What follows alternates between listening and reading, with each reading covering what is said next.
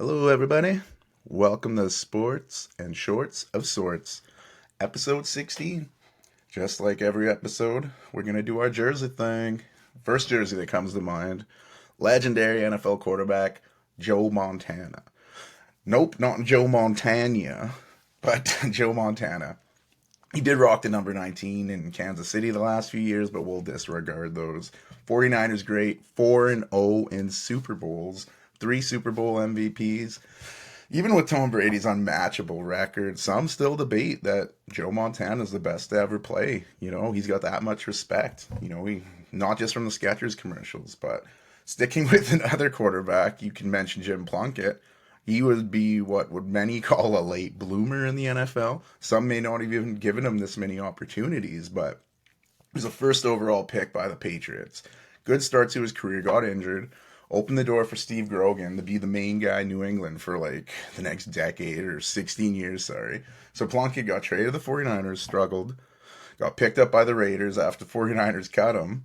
And this time, he played a reserve role, and then the door opened, he had his opportunity, and he ran with it, man. He won 2 Super Bowls for the Raiders, including a Super Bowl MVP that shows, as you keep chipping away at that rock, you will find the diamond.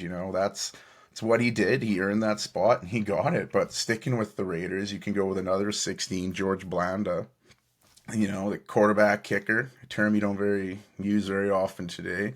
Played 26 seasons, retiring at 48. Again, Brady went pretty long, but 48, yikes. Maybe, kickers could probably do that, I guess. But hitting the hardwood, first 16 that comes to mind, Pau Gasol, right? Rookie of the Year, Memphis. Led the Grizzlies to multiple playoff appearances, and that was before that was a thing. No one goes to the playoffs with the Grizzlies, right? So he got them their first playoff appearances. And then in 2008, there was that big trade. Many hated it, with Powell going to the Lakers, and in exchange for the rights for his brother, actually, Marc Gasol going back to the Grizzlies, which would help them and would be great for them, but not like Powell and Kobe teaming up. 3 straight finals, right? Winning 2 in a row, 2009 and 2010. And those accolades don't even include his international play. What he did for the Spanish national team, collecting 3 medals, 2 silvers and a bronze. And like I said, his brother Mark, who was involved in that trade, they were staples on that Spanish team. Rudy Fernandez, like they looked really good, but they couldn't beat that USA redemption team. But there's a good documentary about it on Netflix about the USA redemption team. Because, if that team hadn't been as stacked or coexisting, like, I don't know if they could have beat Spain. That would have been a huge upset. But that Spanish team was that good, and they pushed that US team. So, in another year, that Spanish team could have won the gold. But just mad talent in that Gasol family, and good shouts to Pau. Like, he's still friends with the Bryant family, even after Kobe's passed. And just being there, it's really cool to watch. But and he also got inducted to the Hall of Fame in 2003, so congrats. He was announced for 2003. But yeah, we'll go with Sacramento Kings player. The Kings they're looking good right now, but they stunk for a while. Before that stink, there was Peja Stojakovic. NBA three-point champion 2 straight years. He rocked the 16 in that Kings jersey, looking awesome. 3 All-Star games, NBA All-Second team in 2004. His injuries hurt the latter part of his career, but he showed flashes. And he was part of that 2011 Dallas Mavericks team, helping them win a title. I don't think they win without him. He made big plays at times when they needed.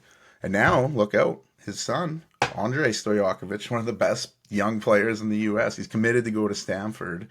But yeah, amazing how he moves over here and grows up with his kid here. Becomes amazing just like him. I hope he does well. See another Stojakovic in the NBA. And his stroke looks just like his dad's. It's beautiful. One of the best looking 3-point shots. So anyway, jumping from basketball to footy. When you think 16, I think of my dad's team, Manchester United, and their legend, Roy Keane. Very intimidating box-to-box player. He'd give you the harsh tackles. He'd get in your face. But the thing is, he could assist and score, too. He wasn't just a shit disturber. He was out there to get shit done. So, he did a lot of shit for them. He was the guy that, you need guys like that on your team. Sometimes you're like, oh, this guy's a prick, and you hate playing against him. But to have someone like that on your team is great. And the Irishmen say many... wow, excuse me, that was a big cough. But they say his persona is what inspired the character Roy Kent on Ted Lasso. Another show I recommend it's on Apple Plus. Great show, Ted Lasso. If you want to feel good, you're having some down days, watch it. You'll feel pretty good. It's a great pump up story, and we love it. But going from there to the ice, when you think 16, Brett Hull, right?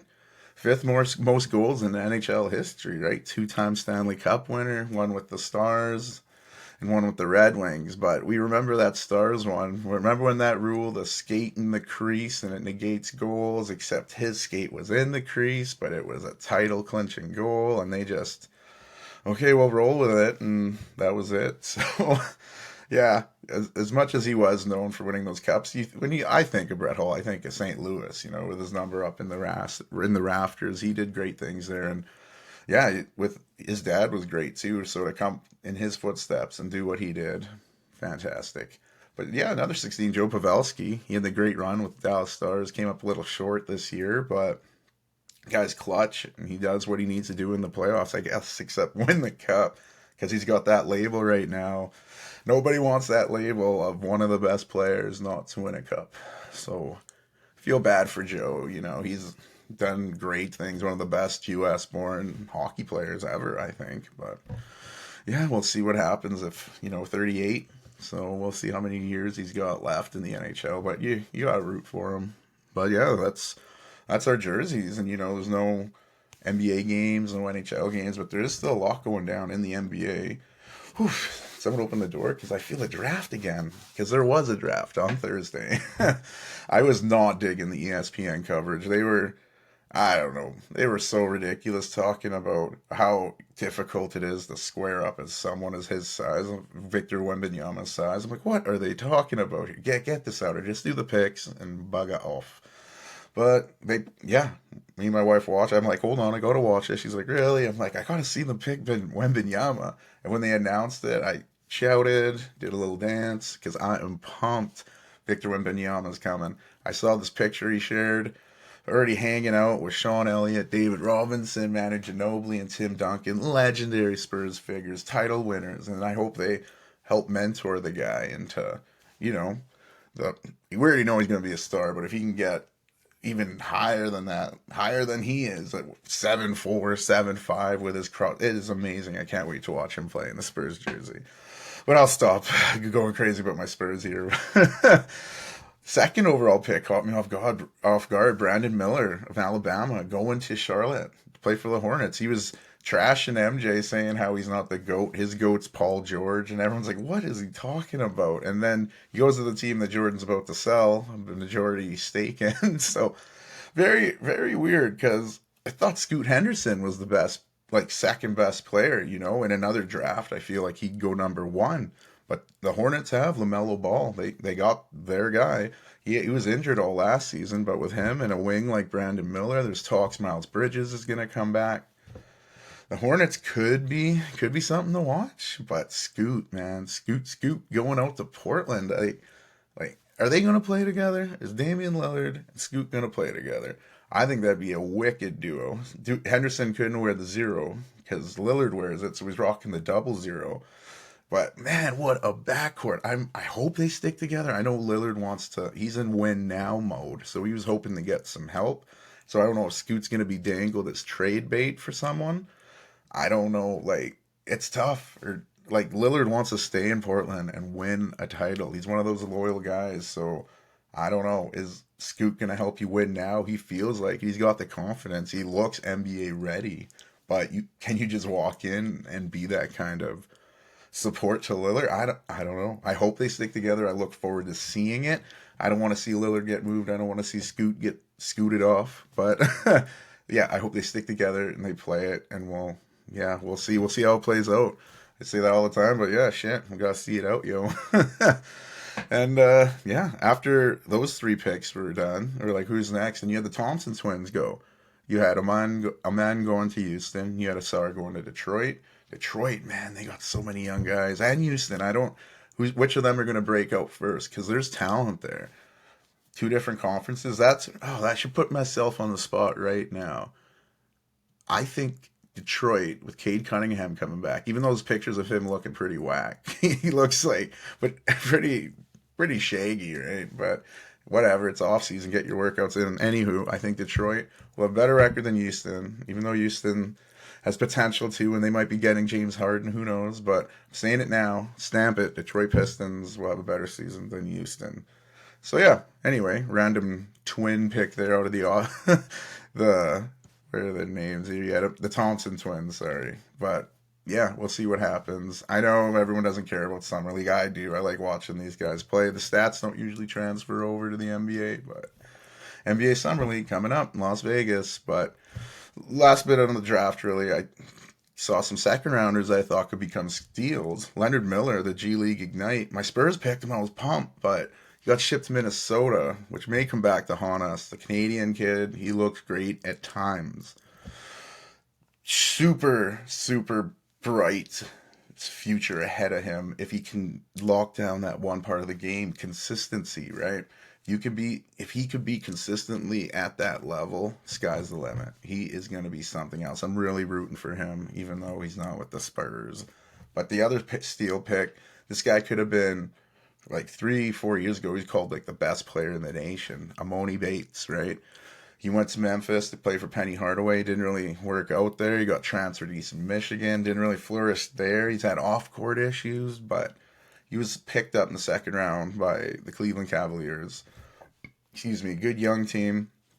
JB Bickerstaff, great mentor. I think he just needs the right situation, and I think this could be it. He may be the steal of the draft.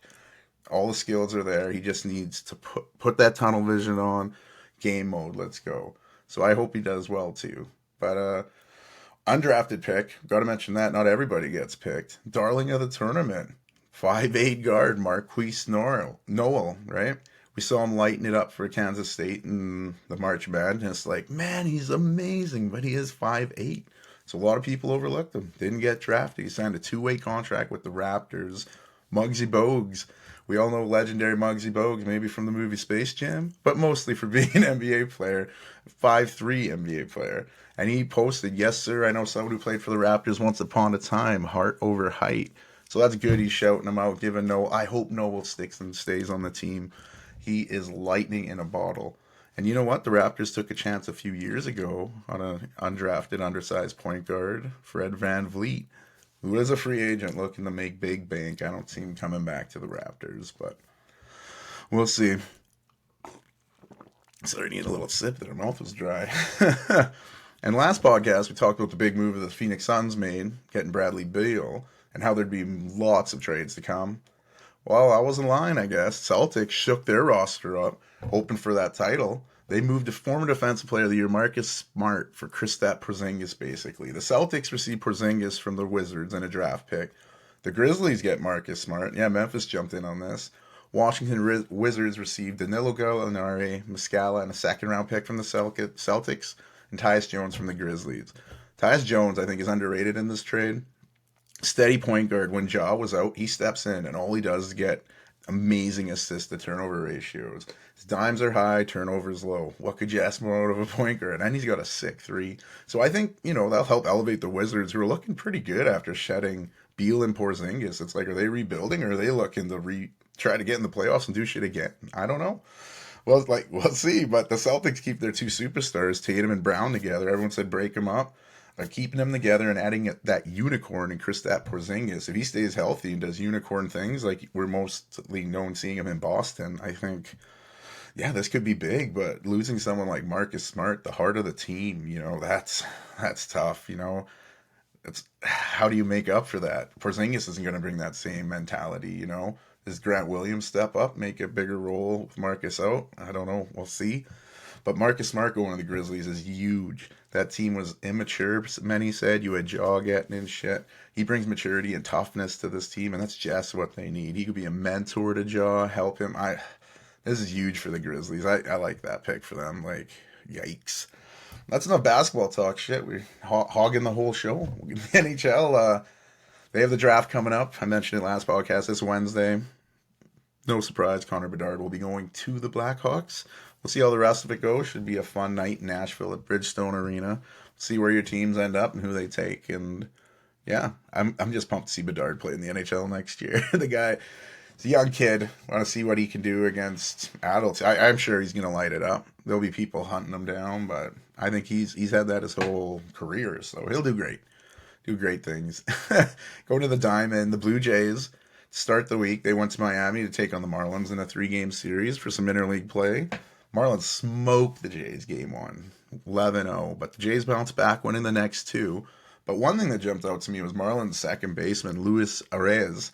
Won the AL batting title last year in Minnesota, went to Miami, and he's looking even better. He's hovering around 400 all season, which is crazy. No one has hit 400 for a season since Ted Williams, 1941 Boston Red Sox. So this guy loves seeing history. I'd like to see. He seems like a good guy. Second baseman, Luis Arraez. Pay attention to him. All he does is put contact on the ball, man. It's awesome to watch him play.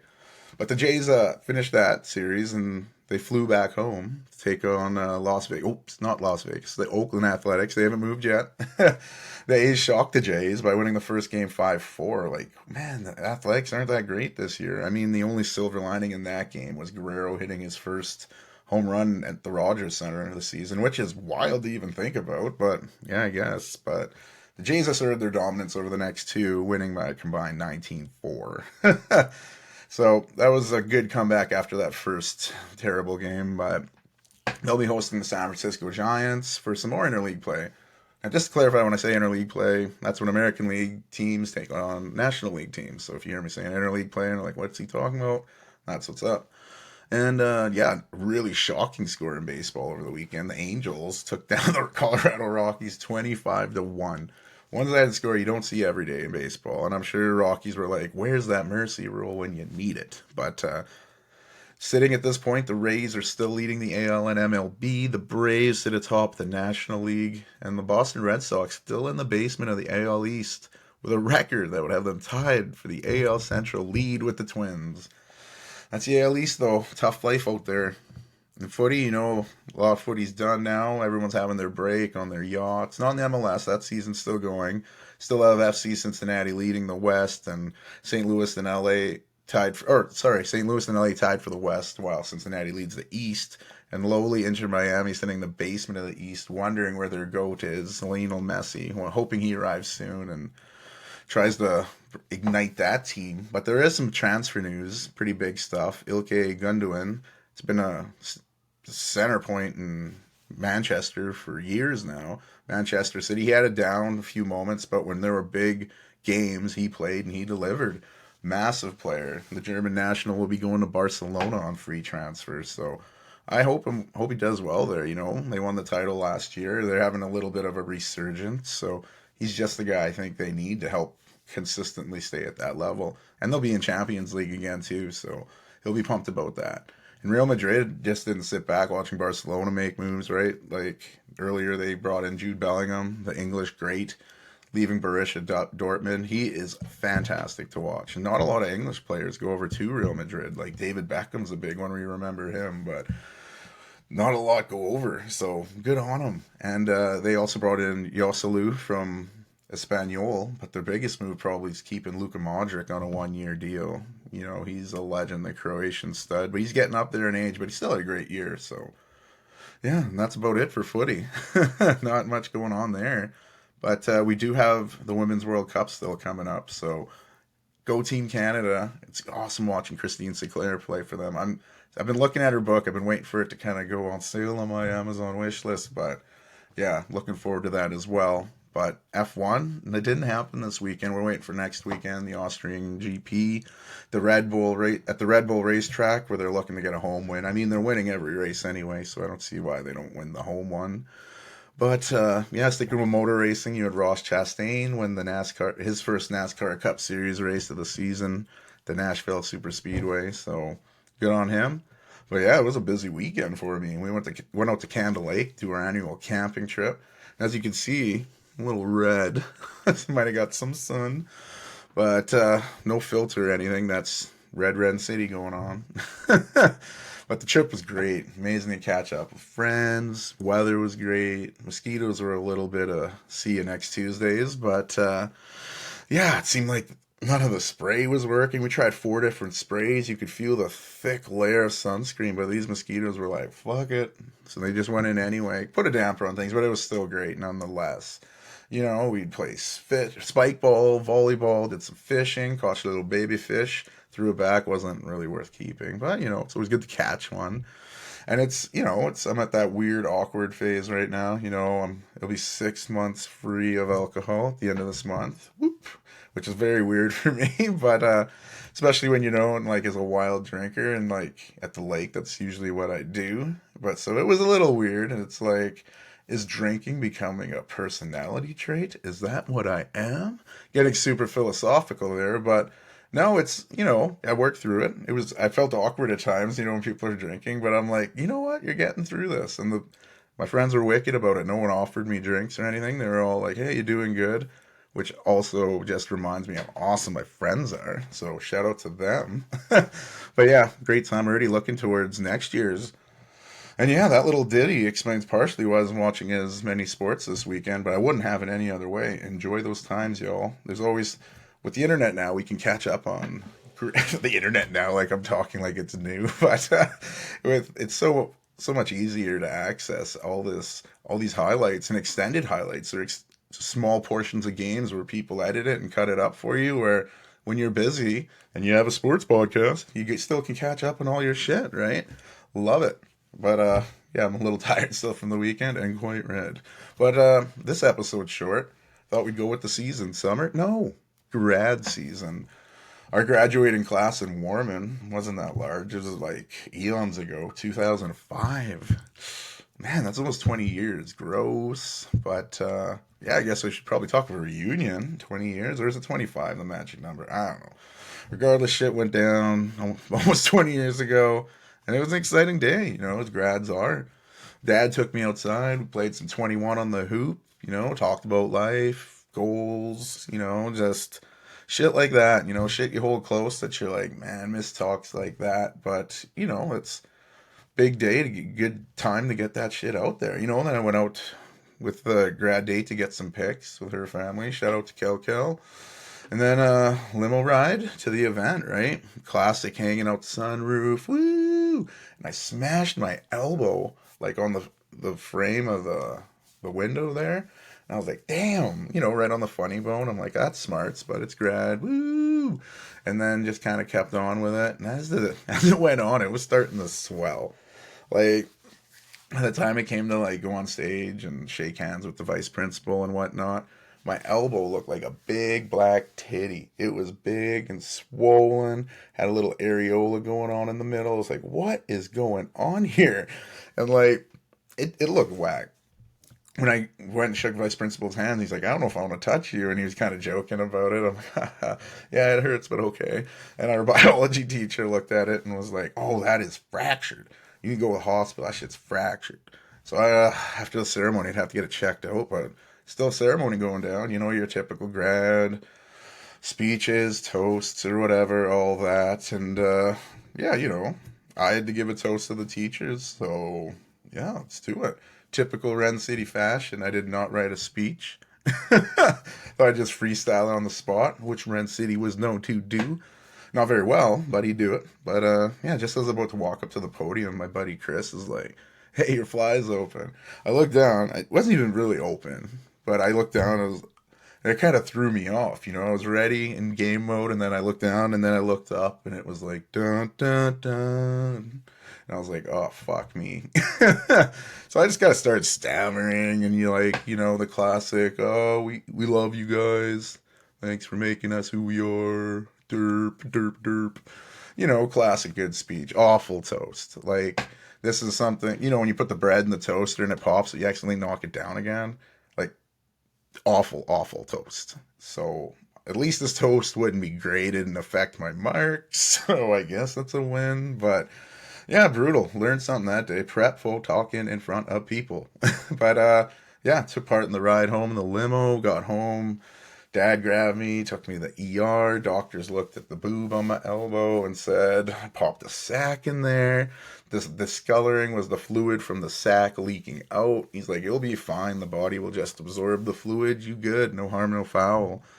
So the biology teacher was a little off, and she was teaching biology. Anywho, from there, I still need to get out to the after grad party spot, perfectly named Beaver. So yeah, I gave my dad the details. He drove me out on the bumpy little shitty drive out there. So yeah, I felt pumped about that. I'm not sure every dad would drive their kid out to the party spot to get fucked up, but he knew where I was gonna be. We planned this. So yeah, soon after getting there, friend, she already had a bowl packed.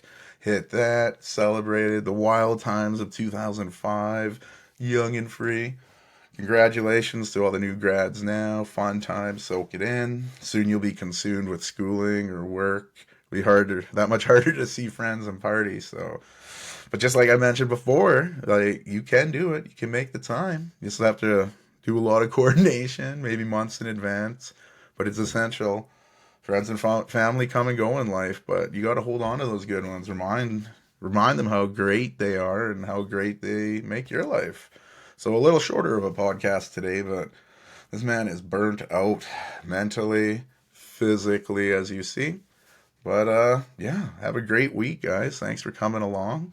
Ren City out.